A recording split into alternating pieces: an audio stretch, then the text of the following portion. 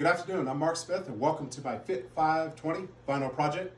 Today we're going to demonstrate the elbow plank. My client for today is Liv, who is an 18-year-old sophomore in college on a Division I major college basketball program.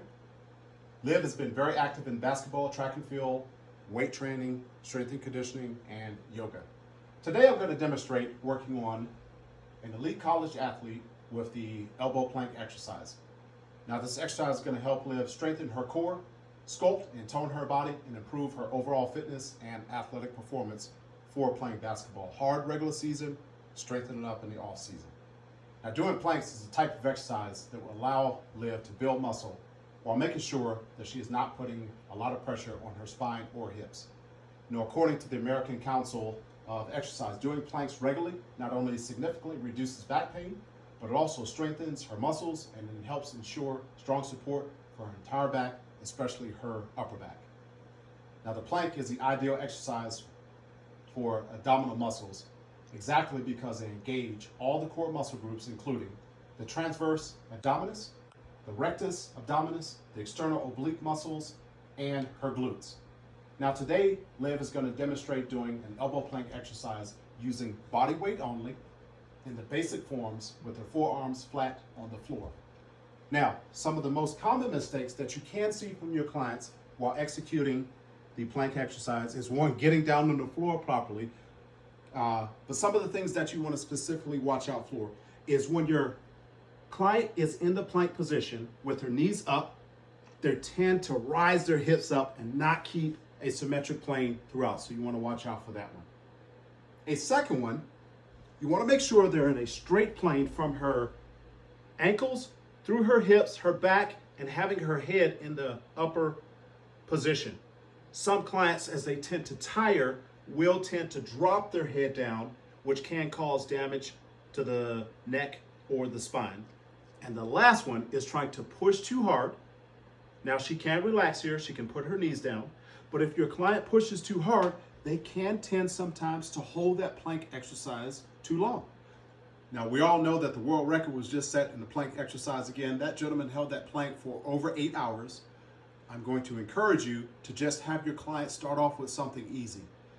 Maybe 10 seconds, maybe 30 seconds, or maybe a minute as they start to build up that endurance for the exercise. Now, to properly perform the elbow plank, the surface that they lie down on is going to be critical. Their elbows are going to be down on, so doing it on a hard floor is not necessarily going to be the greatest thing. Maybe find a soft type gym surface, or as we have here, a carpet for them to be able to do the exercise on.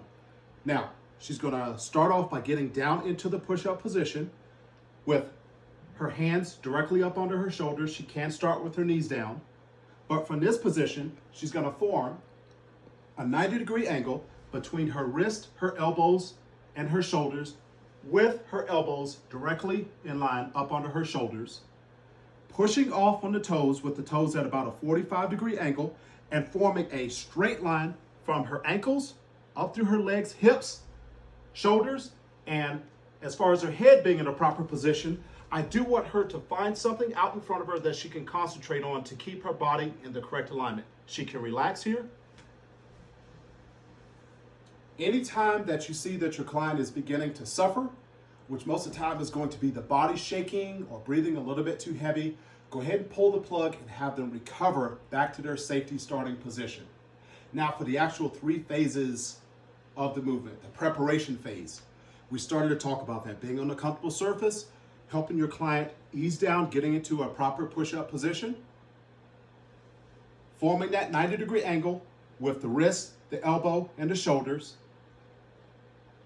pushing off the back toes, raising the knees, and forming a straight line all the way throughout her body, all the way throughout her head. She can rest.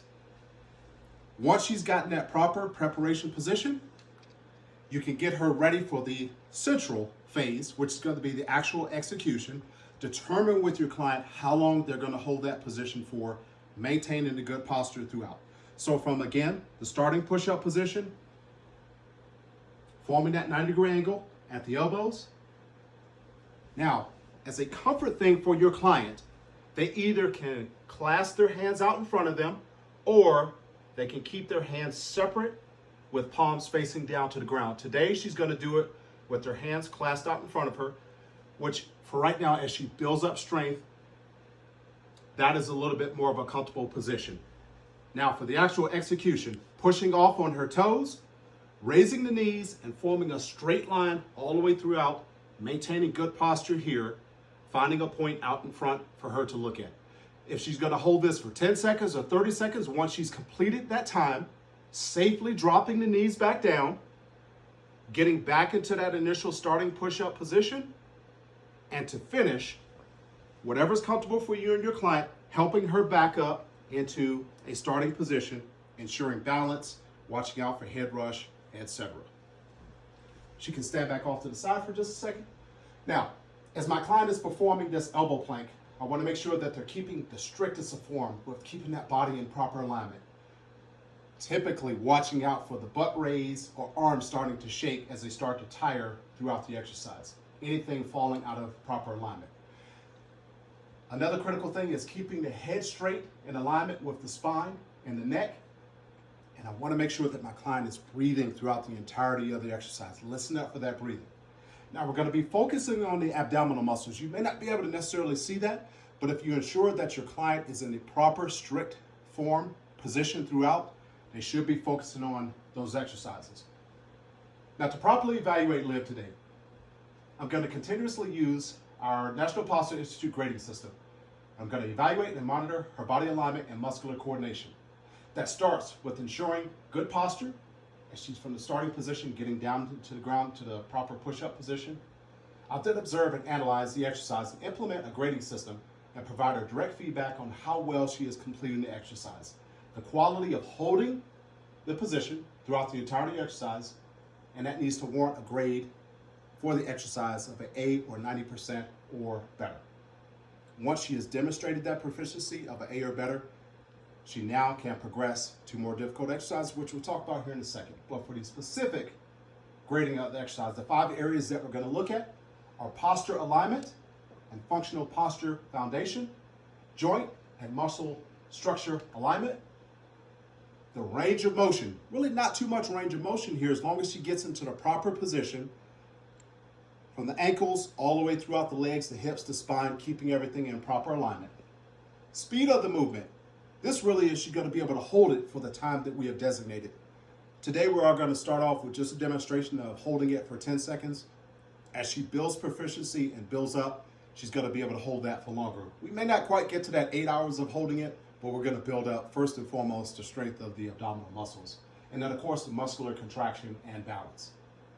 Now once Liv has demonstrated this proficiency in the exercise and gotten us a grade of 90% or better, she can progress to different abdominal focus exercises like perhaps the side plank or doing this same exercise with raising one leg, the leg raise plank. So now we've gone through all the basics. Liv is going to demonstrate to us for a count of 10 how to properly execute the elbow plank exercise.